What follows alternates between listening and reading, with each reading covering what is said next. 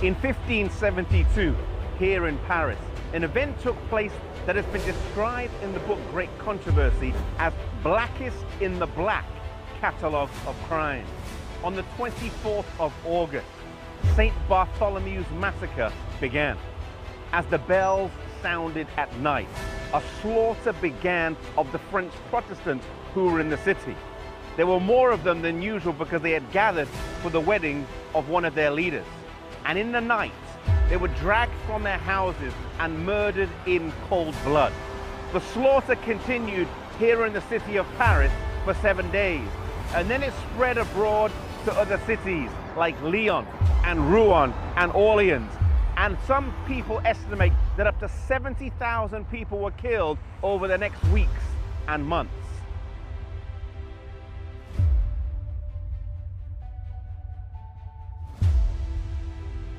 Two days before St. Bartholomew's, the king's mother, Catherine, ordered the assassination of Admiral Gaspar de Coligny, a Huguenot leader. The assassination attempt failed, and they feared that the Huguenots would launch a counterattack.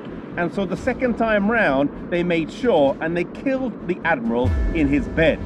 And then the killing spree started. The butchery continued for 7 months across the whole of France. Many of those who were killed were great and honorable people in society, as commoners and nobility alike suffered the same fate.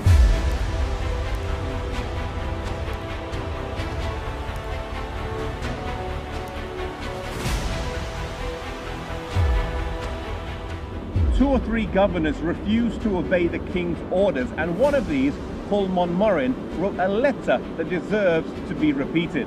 Sire, I have received an order under your majesty's seal to put to death all the Protestants in my province. I have too much respect for your majesty not to believe the letter is a forgery, but if, which God forbid, the order should be genuine, I have too much respect for your majesty to obey it.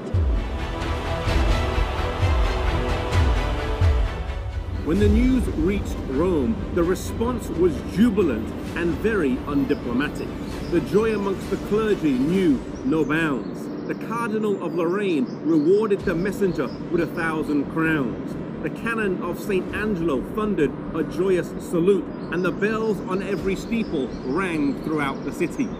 Gregory XIII, accompanied by cardinals and other ecclesiastical dignitaries, led a procession to the Church of St. Louis, where the Cardinal of Lorraine led a chant of A Te Deum. A medal was struck to commemorate the massacre, and in the Vatican today can be seen the 3 frescoes of Vasari describing the attack on the admiral, the king in council plotting the massacre, and the massacre itself.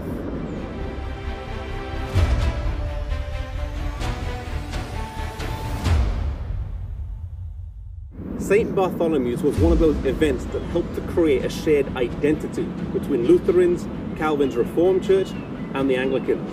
Catholicism was the other, and the violence directed towards Protestants created a shared sense of injustice and solidarity that spread throughout international Protestantism.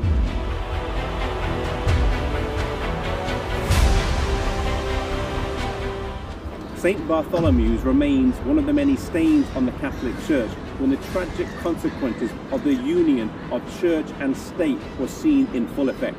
In the Bible, Jesus said that we should render to Caesar, or the state, that which is Caesar, and to God that which is God's, meaning that church and state should remain separate. May we defend the freedoms of those we agree with and those we disagree with, for freedom, religious freedom, is something that God wants for everyone.